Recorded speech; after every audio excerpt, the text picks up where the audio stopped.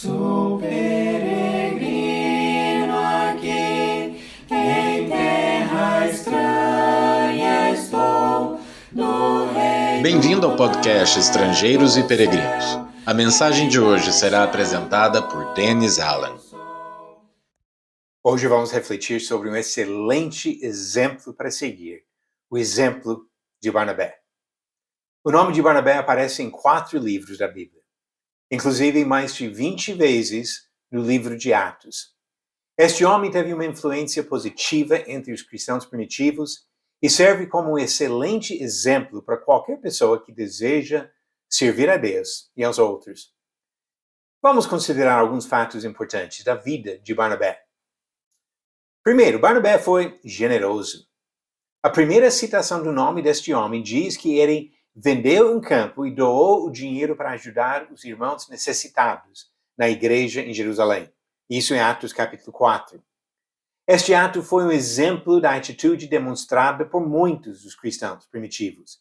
Deram liberalmente para ajudar uns aos outros. Diferente do egoísmo e interesse próprio que domina a vida de muitas pessoas, Barnabé e outros discípulos no início da igreja mostraram o amor sacrificial que Jesus ensinou. Barnabé consolava os irmãos. Atos capítulo 4, versículo 36, relata um fato interessante. O nome original deste homem foi José, mas os apóstolos o chamaram de Barnabé, que significa filho de exortação ou filho de consolação. Que apelido bom! Obviamente, este homem não vivia atacando e caluniando os outros. Ele encorajava e confortava com suas palavras e suas atitudes. Barnabé deu oportunidade para pessoas quando os outros não confiavam nelas. 2 episódios ilustram este aspecto do trabalho de Barnabé. Quando o terrível perseguidor Saulo, que nós conhecemos melhor como Paulo, se converteu a Cristo, muitos cristãos duvidavam da sua sinceridade e temiam este homem perigoso. Mas Barnabé deu seu voto de confiança e levou Saulo aos apóstolos em Jerusalém, que aceitaram sua recomendação. Atos capítulo 9.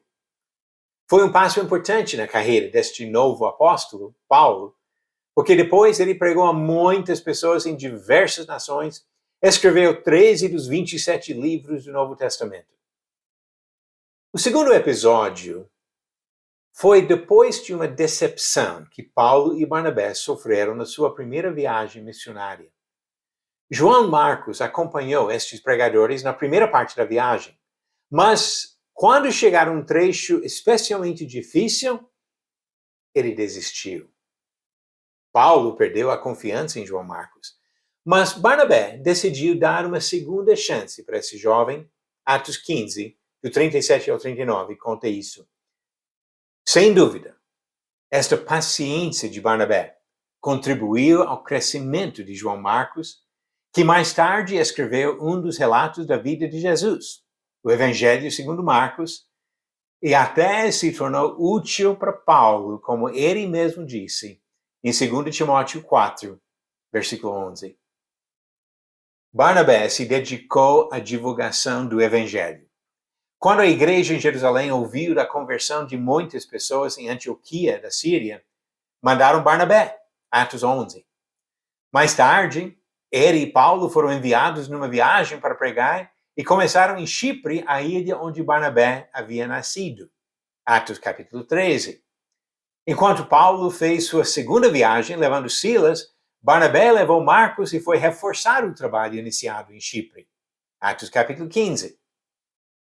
Barnabé, um excelente exemplo, mas ele não era perfeito. Apesar do exemplo que nós procuramos imitar, Barnabé era humano e capaz de errar.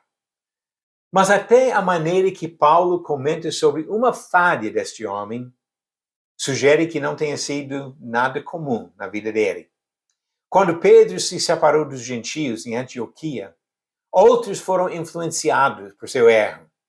E Paulo disse, e também os demais judeus dissimularam com ele, a ponto de o próprio Barnabé ter se deixado levar pela dissimulação deles.